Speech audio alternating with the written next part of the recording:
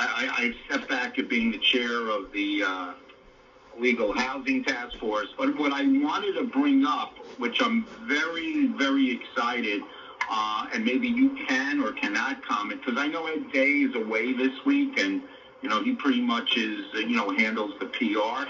It just boggles the mind how when they came in running, and I don't know how much you can comment or not, but and the accuracy that I got from Ed Day was 800 critical care inspections need to be done.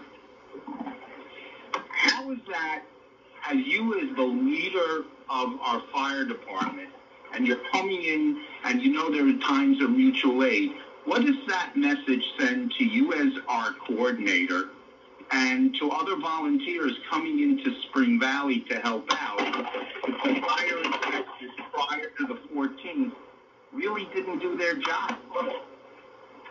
So I missed, and you mentioned a number earlier of, I'm not sure if you said high priority 800 prioritized inspections that they haven't done in the last 8 years. It's not like sorry, 800? 800. I double-checked that because I couldn't believe that. Yeah.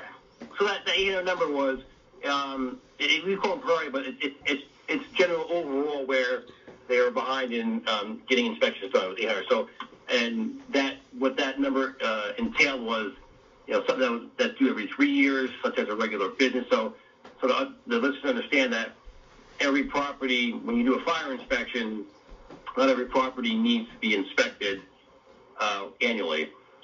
Generally, high target hazards, occupancy that are over 50. So, like if you have a church or a synagogue or a restaurant or a hall that has 50 or more, school, it needs an annual inspection.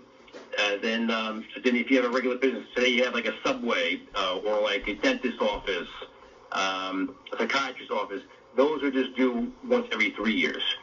So, and that's by code. There's, then they're sectioned out. And obviously, when you start getting to high target, high hazard buildings, if you have a chemical manufacturing place, parking garages, things that are just we'll call target hazards in the fire service, that high life risk, high occupancy risk, high the clientele or the supplier, the materials that are in the building are hazardous. So those need annual inspections. So that 800 number you mentioned is a mix of all those in between. And then obviously you have the multifamilies, anything that's 3 family above. So if you have a 1 or 2 family house, the code doesn't allow anybody to inspect that. However, if the fire department or ambulance corps or police department happens to be at a residence and it's a 1 and 2 family house, 1 or 2 family, and they notice a violation, say that they don't have smoke detectors, say they found space heaters with extension cord use, or a legally converted basement or an overcrowding of the house. Since they have the house, they have possession of the house because they're on the scene, they can call for a fire or building inspector to respond out, and they would be allowed into that location being a 1 or 2 family. So, and the purpose of that is to correct the violation, right? It's obviously safety and life hazard. So, the fire inspector or someone come in and say, listen, you're lacking smoke detectors, you're lacking carbon monoxide detectors, you got to put them up. You can't have 2 space heaters plugged into an extension cord or a multi-plug adapter. They can, as much as you want to correct the violation, it also becomes an education piece where you're providing information, education to the occupants of that residence, whether renters, family members, or they're owners of it. And if you have a serious violation, like if a garage was converted to a living room or a bedroom, or you have an apartment in the basement where the basement's supposed to be unfinished, only 1 family, they can take action to correct those violations. So, that's what's out there. Justin, so you mentioned the 800 number. It's a lot. The village has a list of all their properties. They were prioritizing what needs to be done, even a few months before the county had the takeover. and that information's been relayed to Ed Markoukas, who's the director of the Building and Codes Department, and he's working hand in hand with the staff that the Village of Spring Valley has working with the county. So, and it's important because using the Spring Valley staff, they have the institutional knowledge, right? They have the wherewithal. They've been out there. They've seen the properties. They know ones that are hard to get into, ones that are issues, ones that are good, and as opposed to starting from scratch, bringing that information over as required by the state. Now, the state did require that all the documentation and information and files be provided to the county, which they did. So it's well on its way. I don't have any numbers for you as to where everything is at, but I know they've been out doing inspections, and I haven't spoken to Ed in 2 days over there, so it's been crazy here at work. But things are going well there, and I haven't gotten any complaints from anybody from anywhere. So it's progress. We still have our weekly Zoom calls with the state, the county, and the Village of Spring Valley, continuing providing everybody updates, answering any questions that may be lingering out there or any concerns from any of the agencies that are involved in this. So we're not good so far. It's going well. I anticipate to continue to go well. I mean, obviously there'll be bumps in the road along the way, but they'll get worked out, and we'll see where we are a month from now, 2 months from now. And we do have a caller if you guys want. I can patch him through. Yeah, how you doing today? I'm listening to the program, and I just one of the things I wanted to mention to you is back when you were talking about how many inspections, backlog of inspections that they have, over 800 in Spring Valley. Well, one of the things, and I think a major flaw here, is that you don't include 1 and 2 family housing. That's where the main problem is, Chris. Just like 48 West Hickory. Yeah, that's a one family house. That's recorded as a one family house, although that's not in Spring Valley. That's in Ramapo. But we have reported in Spring Valley through Spring Valley coupons hundreds of similar situations, and nothing has been done about it. 800 outstanding inspections, that the required inspections, that need to be done or caught up on in the village. So the 1 and 2 families don't fall into that. Now, obviously, there's a whole other section of it where you have the reported occupancy, illegal, or whatever the case may be, in whatever township you're in, even Spring Valley in this case. So there's a list of them. There is a list of, I know the number is relatively significant of properties that are kind of what they call, I think they call it high priority, that they need attention, whether it's corrections violations, court issues, absentee landlords. So I know there's a list of that they're going to be cracking down on, and and I agree that does need to be brought to attention too. And as far as I'm concerned, and as far as I know, that's going to be part of the objectives of the county working with Spring Valley to address those and tend to them. Well, one of the problems is that, as I mentioned, the Spring Valley coupon reported hundreds of these things where people were illegal in modifying homes and single-family homes into multifamily dwellings.